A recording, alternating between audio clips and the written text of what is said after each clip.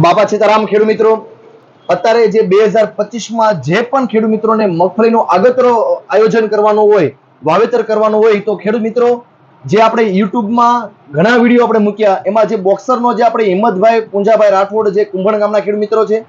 જે નાથાભાઈ ખોડીફાડ મોવા ગામના ખેડૂત મિત્રો છે,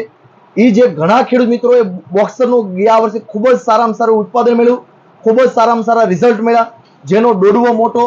દાણો મોટો, અને જેને ઓળા માટે વાવેતર આગતરું વાવેતર કરવાની ઈચ્છા હોય તો મિત્રો અત્યારે જે એરિનો કંપનીનું જે બોક્સર નામની વેરાયટી આવે છે, અને એરિનો કંપનીનું 39 નંબર આવે છે ટીબીજી,